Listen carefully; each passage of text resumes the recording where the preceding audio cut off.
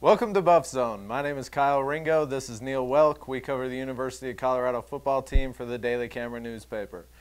Neil, it's finally happened. Darrell Scott is no longer a part of the Colorado football team. Are you surprised? Surprised that he didn't wait till the end of the season, but definitely not shocked. It never worked out here for Darrell Scott for a variety of reasons. He cleaned out his locker on Tuesday afternoon, informed the coaches of it that afternoon, and evidently will be headed back to Southern California to pick up his college career there. He'll be eligible in 2011, and I assume that's when we'll next see Darrell Scott on the field. To USC or UCLA, what do you think is most likely? I think probably UCLA is most likely because, as we all know, his uncle, Darrell Scott, former Colorado wide receiver, transferred there. Josh Smith, sorry. Darrell Scott, Josh Smith. Josh Smith transferred there last spring after spring ball, and, former coach Rick Neuheisel is their former CU coach. And that would be the third ex-Buff on that team because Kai Maeva is playing center for the Bruins right now. So I think that's the natural fit for him is to go to UCLA. I think if he goes to USC, it'd be a huge mistake. USC stocks up running backs every year. He'd have to sit out a year. He'd be a junior in eligibility when he comes back. Probably be playing behind somebody and not get a lot of playing time right away. Obviously, that was the case here, and that I think that was a big reason for his transfer. For whatever reason, he was dinged up, banged up, all those things, injury, bitten by the injury bug while he was here. But for all those reasons, he never got on the field as much as he would have liked, and I think that was probably the big reason behind it.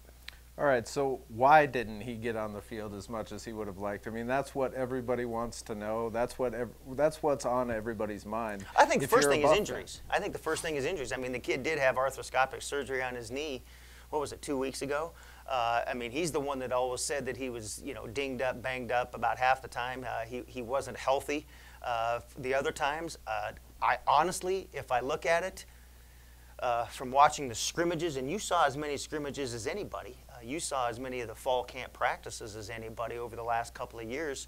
Rodney Stewart was probably a better running back during their careers here at Colorado. Would you not agree? Well, I think it's hard to argue that Rodney wasn't a better running back, but is Rodney more talented? Is Rodney ultimately the guy you want out there?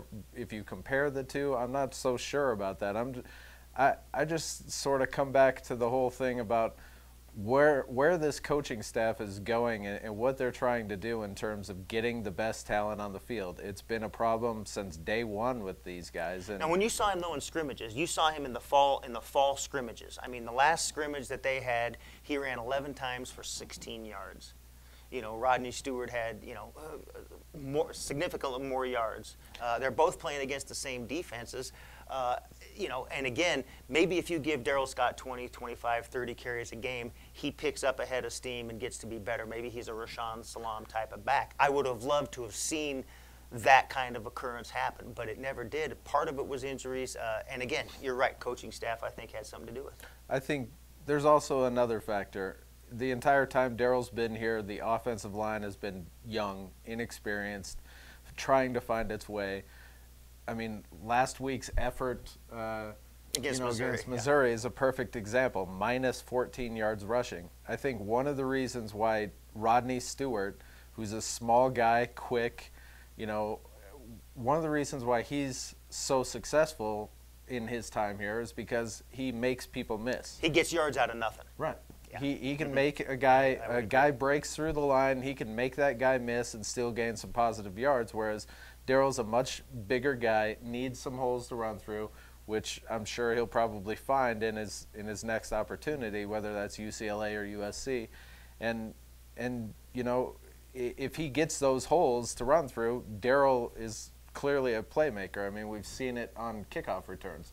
You get that guy the ball in the open field, and he's exciting to watch. He runs ahead of steam. You never saw him make people miss. Right. That's the one thing I never saw at Colorado as a running back, as a kick returner, any of those things.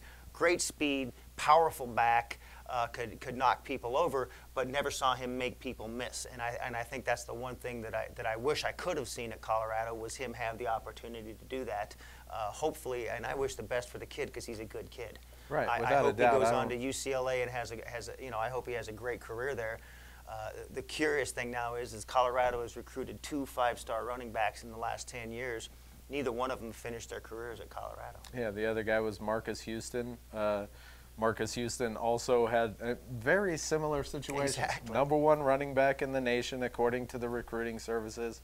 Comes to Colorado, sees some flashes of brilliance from the guy or whatever. Everything you thought you were going to see from the guy, you see in both Marcus and Daryl at times. And then at times you also hindered by injuries. Yeah, you also deal with some injuries that keep them off the field, and then people start questioning how tough they are. Get crossways with the and coaching staff. Exactly, and then next thing you know, they're gone. Yeah. Now I will say this: I will predict that Daryl Scott will have a much better second stop than Marcus Houston had. By the time Marcus Houston got to Colorado State, the injury had clearly set in, and he was never the same running back. He was just not the same running back that he was at Colorado by the time he got to CSU. I think Daryl Scott has a ton of potential. None of the injuries are the kind that are career-changing injuries. They're just little dings and bruises, stuff like that. I think Daryl Scott will still enjoy a very good career at UCLA or USC. Is this indicative of a larger problem, though? I mean, you get a guy bailing out on your program, essentially, in the middle of the season when there's still – I know it's far-fetched. I know it's a long shot at this point, but there still is a chance. Well, there's a chance for some positive things to happen. The thing about Daryl, though, is he had just come off surgery. He was not going to play this weekend against Texas A&M.